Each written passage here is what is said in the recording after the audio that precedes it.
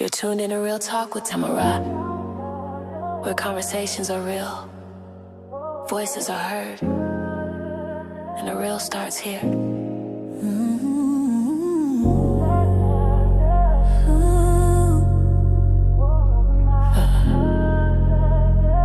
The real starts here. The real starts here. No filter, no fear. Truth in the mic, let the whole world hear. Stories unfold, voices sincere. Welcome to the place where the real starts here. From life and love to the latest news. Community voices, different views. Breaking it down so we all stay clear. Honest conversations live right here. Speak your truth, let it be known. This is the space where your voice has a home. No judgment here, just real and clear. Real talk with Tamara, the real starts here. Real talk with Tamara. Real people. Real stories. Real truth.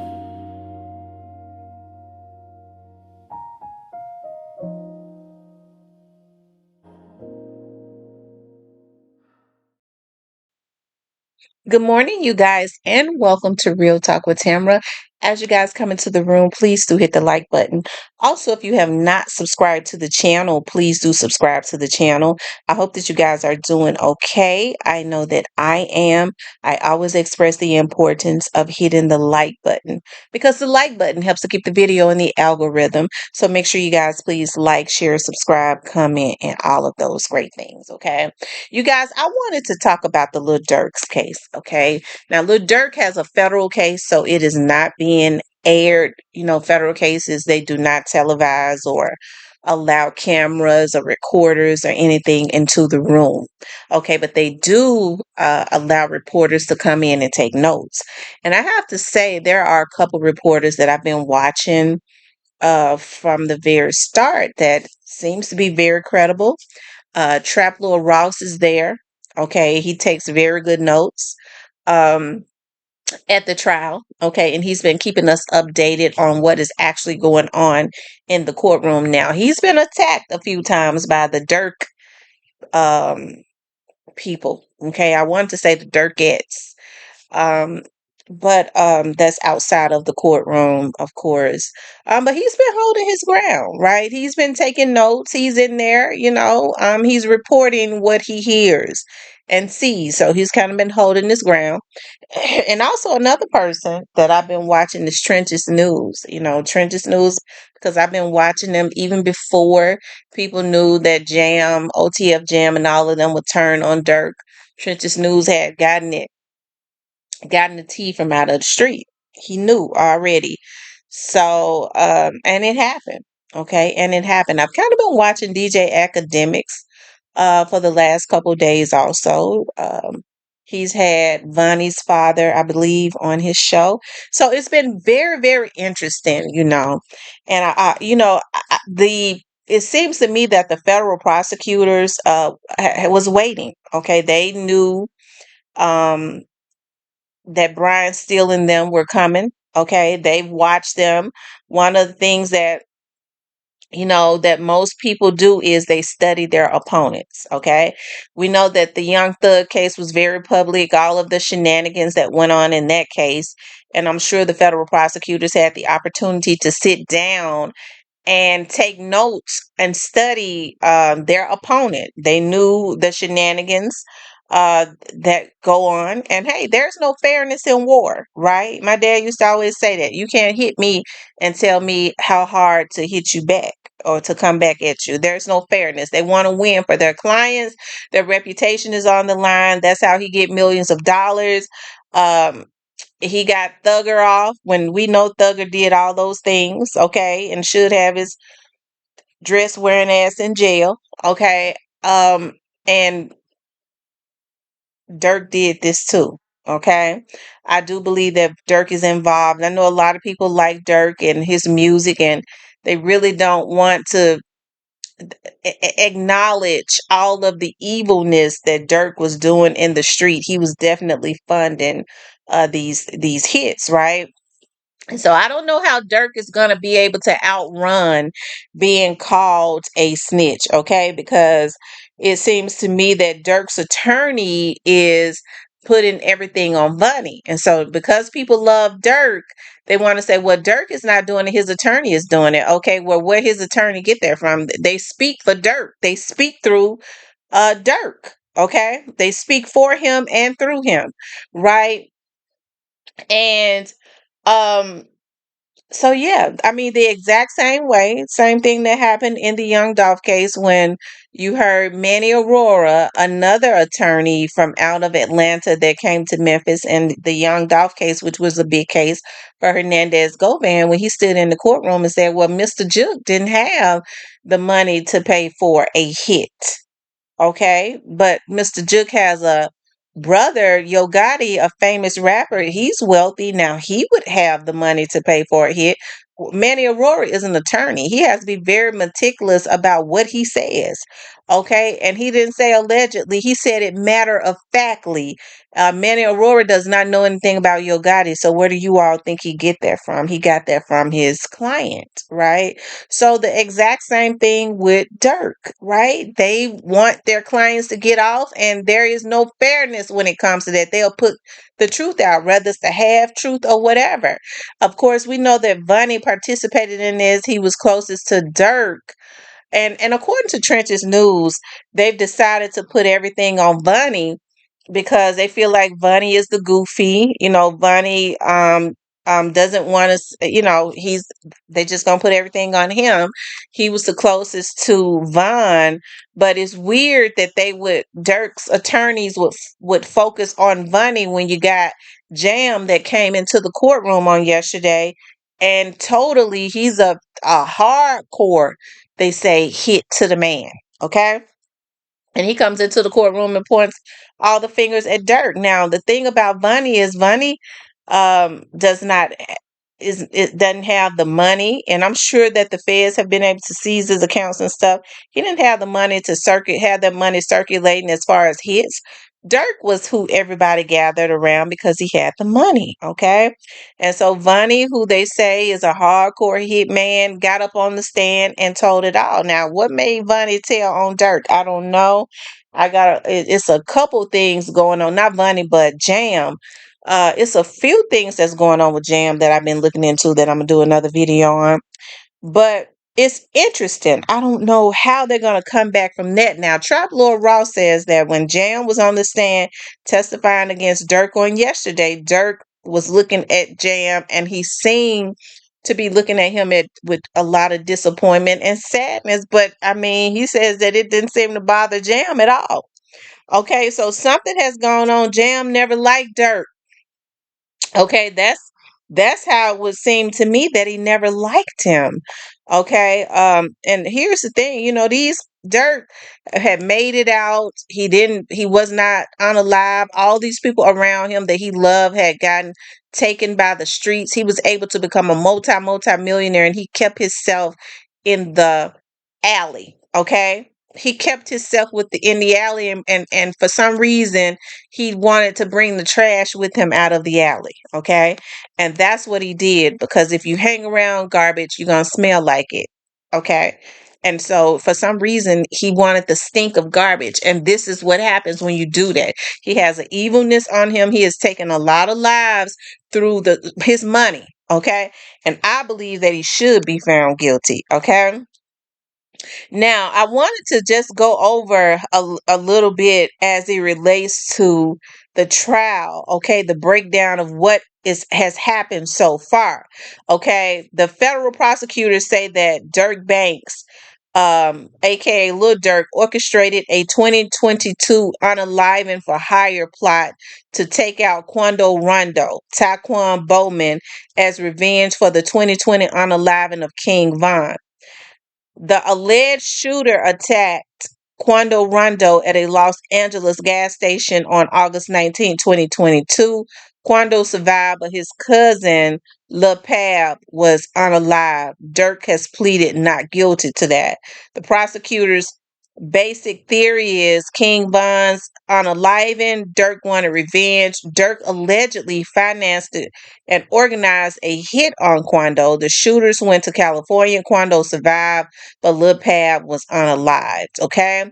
The defense's theory is almost the exact opposite. Kayvon OTF Vonnie. Grant organized the operation. Grant and others carried it out. Durk was not the mastermind. Grant later implicated Durk to save himself from potentially an enormous sentence. Okay. So they're saying that Durk is putting it back at Vonnie. Okay. Vonnie blamed Durk, but you had OTF Jam get on up there yesterday and say that it was really orchestrated and funded by Durk. Assistant U.S. Attorney Daniel Weiner gave the government opening statement. He described the case as being revenge, stalking, premeditated, unaliving. Prosecutors say it was Durk's beef, Durk's money, and Durk's alleged hitmen. Okay. And so I know Dirk's attorneys were trying to say, well, my client was not there. He's not there. They're saying that he orchestrated this through his money and the hitmen that he had around him. And Jam basically got up there on the stand yesterday and said that he was a hitman of Dirk's and he was funded by Dirk. They were. It says this argument is that Durk was deeply angry about King Von's unaliving and wanted retaliation against people associated with Von's killer. The government has been showing the jury text messages, surveillance footage, phone, social media evidence, travel arrangements, credit card information, which was Durk's, communication involving OTF members, the 911 call from the shooting, videos involving Durk, rap music video evidence concerning King Von's unaliving. The government is also relying heavily on cooperating witnesses who have pleaded guilty. Okay. Durk's lead opening argument came from Marissa Goldberg. She's a good attorney. Her message to the jury was essentially, you have the wrong man. She put much of the blame on Kayvon Grant, aka OTF Vonnie, Durk's formal personal assistant. Goldberg says Vonnie arranged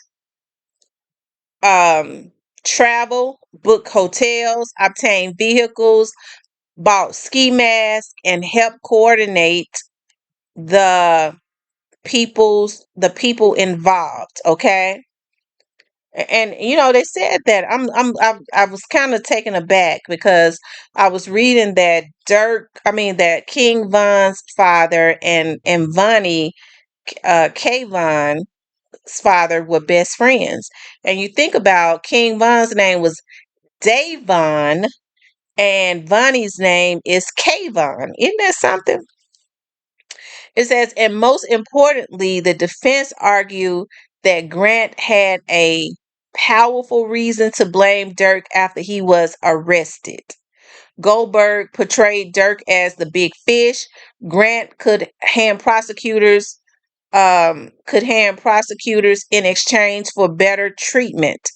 One particularly important defense argument is that there supposedly isn't a straightforward financial trail showing Durk actually paid anyone to take out Quando. Goldberg told the jury that there would be no evidence of a payment or bounty and argued that nobody was actually paid for the alleged hit. The first major witness, Detective Warner Carias. One of the first important witnesses was LAPD Detective Warner Carias, who investigated the case. The prosecution used him to walk the jurors through the investigation, including the shooting, the surveillance footage, the travel, the communication, the people connected to the alleged operation, interviews with the cooperating defendants. The jury was shown surveillance and multiple cameras around the shooting. There was also evidence showing the defendant was later at an in and out after the shooting.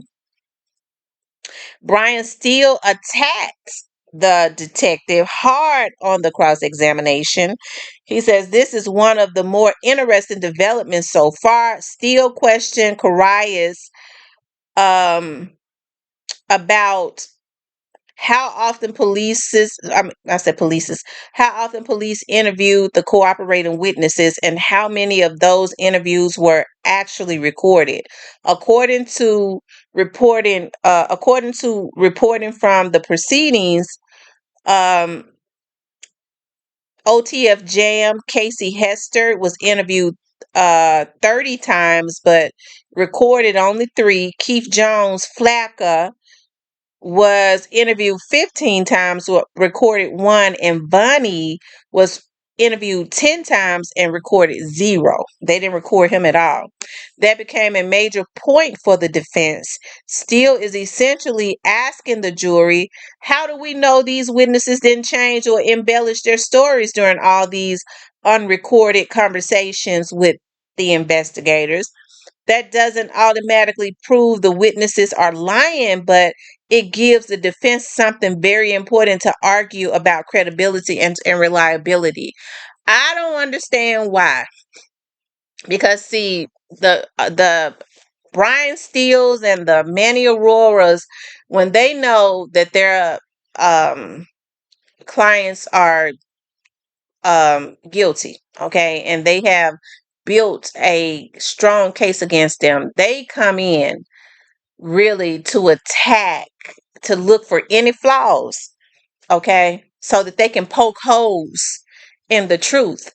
And they gave him a flaw to poke a hole in, okay? I'm not saying it's going to work, but that was hole number one, okay? This is how you plant doubt in the jury, okay? The jury may not go for it, but they should have not done that, okay? He says this is probably the biggest development so far. OTF Jam, okay?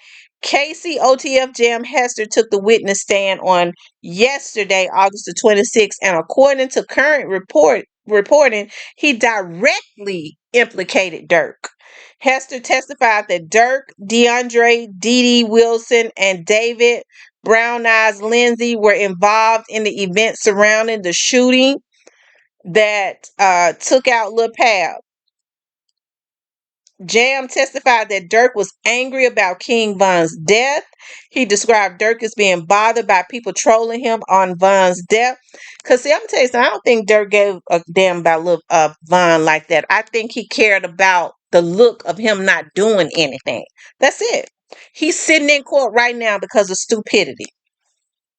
Jam testified about a conversation in an Atlanta studio in which, according to him, Durk discussed what would happen if someone called Quando and Lil Tim.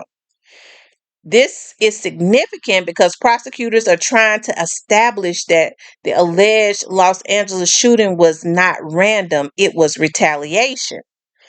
Okay, Jam also gave testimony concerning the trip to California. According to his testimony, he was contacted about traveling west shortly before the shooting. The prosecutors is trying to connect Durk OTF members travel to California search for Quando's shooting.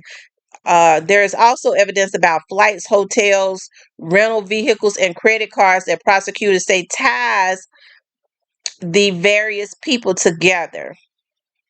Okay, this is another major piece of evidence. Prosecutors say Durk sent a message telling someone, don't book no flights under no names involved with me. The government argues this shows Durk knew what was about to happen and wanted to distance himself and the people traveling to California. Defense also has a different interpretation and has been trying to put the communication into context. Okay. um it says the unreleased Red Man video.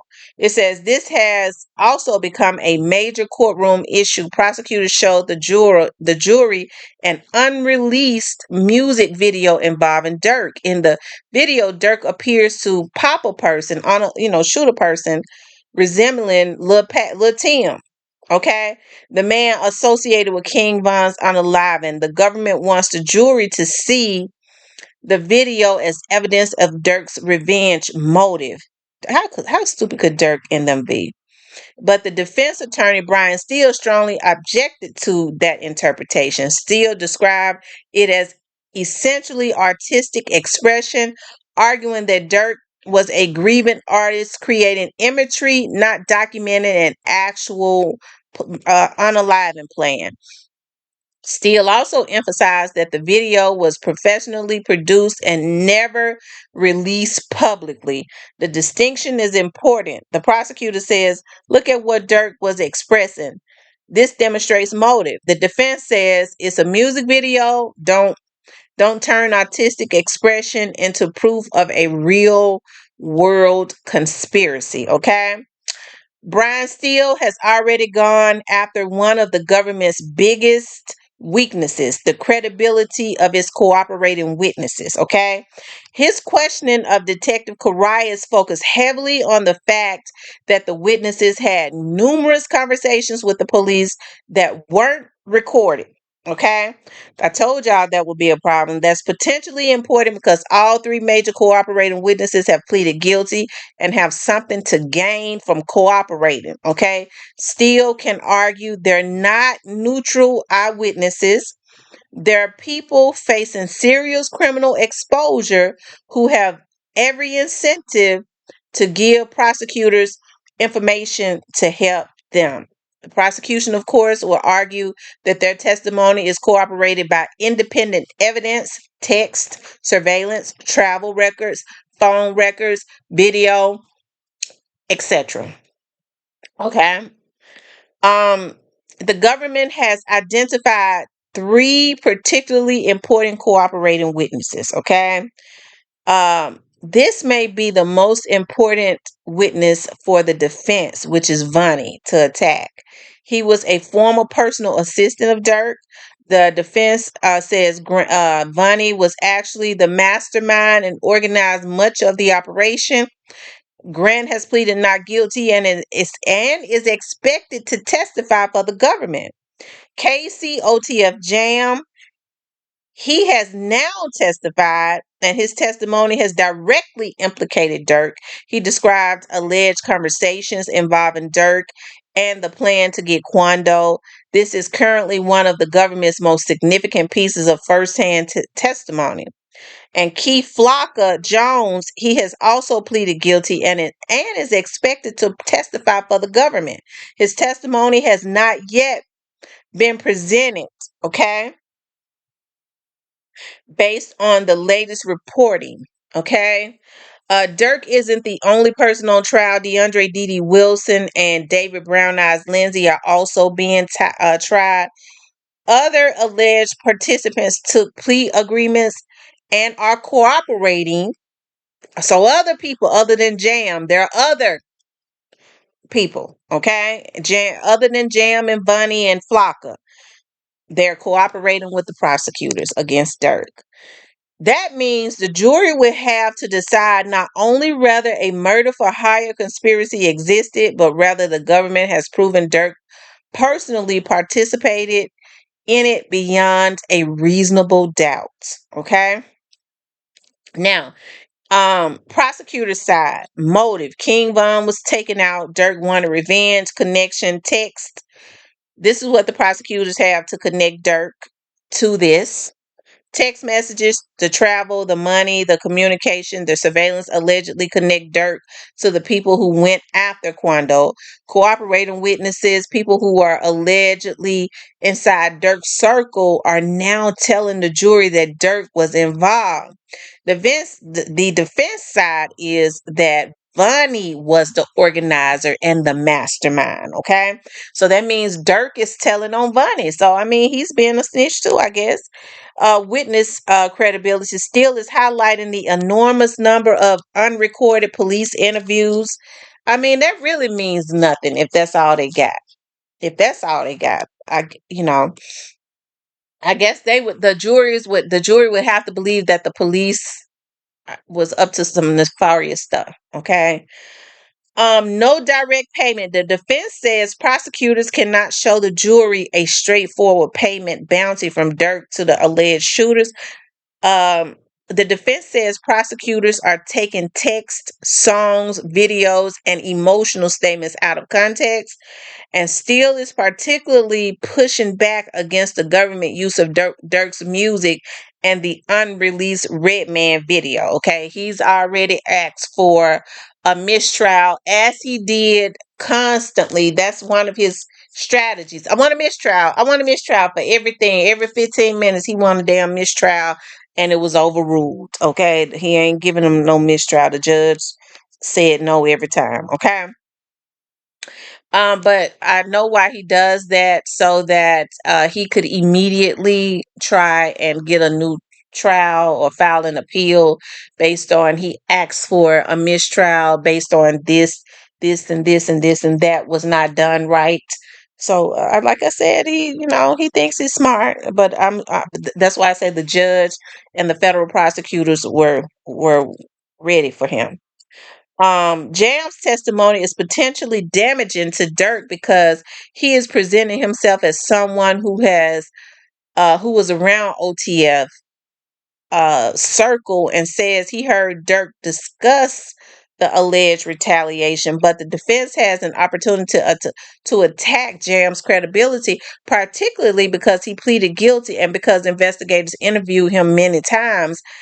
But they're attacking his credibility based on the investigators um not recording him each and every time that they interview him, but they're blaming everything on Bunny. See, this is what's weird.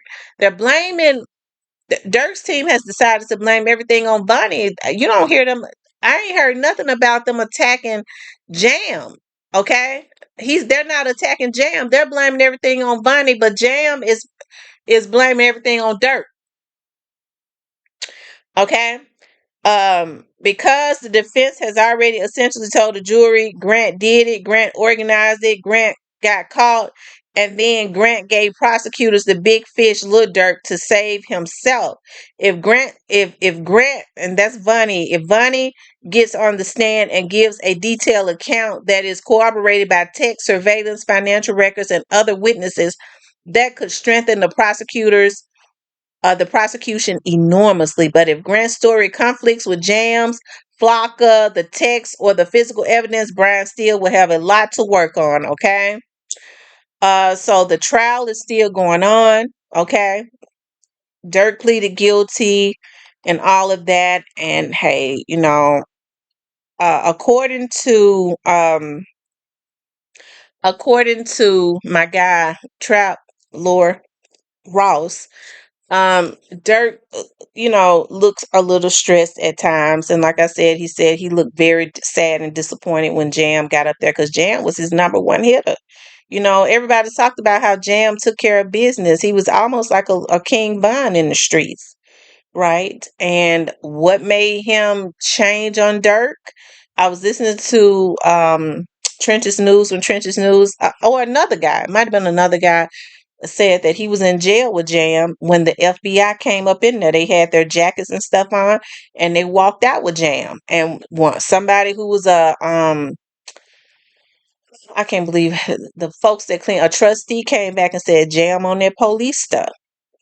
And he said he don't know why Durk chose to deal with Jam constantly, or he felt like maybe Durk didn't care because Jam was taking folks down for him, was chopping folks down for him. Okay, maybe he thought as long as he was feeding the beast, he wouldn't turn on him. But a beast is a beast. If they eat up everybody else, sooner or later they're gonna turn around and eat the person who's feeding them too, because that's what a beast does. Okay, they're gonna swallow the person that's feeding them whole too, to satisfy. They don't have souls. Okay, so. Anyways, this is interesting. Me personally, I don't believe that Durk is going to get off on this. I do believe that he's guilty. Okay. Even, they blamed it on Vonnie. Jam says on the stand yesterday, he didn't feel like there should have been any retaliation for for Von. Von was not one of his guys. He didn't have any love for Von. Okay. And so Durk, it was essentially just done for Durk. Um, he's putting everything on Durk. I don't think he mentioned Vonnie as much because Durk was the bag. Durk had that money circulating. Okay. And Durk was just so stupid. I don't understand why he did this. But hey, this is interesting within itself. Okay. But anyways, I am so interested in this case. I don't know how long it's gonna go on, but I'm waiting to see what the verdict is gonna be. Okay. I don't think they want to tangle with Jam too much because he's a wild card, and Bunny is probably going to be too because Bunny's father has been um, talking about some more stuff. Bunny's father has been talking about for a while that some more that crew took out Von on purpose, which is weird. Okay, so I don't know. Anyways, it's very interesting. I don't think they want to tangle with Jam too much because Jam could probably throw some help, put some more stuff on Dirk. Because I think Dirk may be looking at something in Chicago. I don't know if he's been charged with it yet or if there's been an indictment or anything. Um, but I don't think this is going to be good for Dirk. Okay. Anyways, you guys, I want you all to please like, share, and subscribe. If you would like to support the channel, you could definitely support the channel via Cash App. Tune in to Real Talk with Tamara, where conversations are real, voices are heard, and the real stars here. The real stars here. No filter, no fear. Truth in the mic, let the whole world hear. Stories unfold, voices sincere. Welcome to the place where the real starts here. From life and love to the latest news, community voices, different views, breaking it down so we all stay clear. Honest conversations live right here. Speak your truth, let it be known. This is the space where your voice has a home. No judgment here, just real and clear. Real talk with Tamara, the real starts here. Real talk with Tamara. Real people. Real stories. Real truth.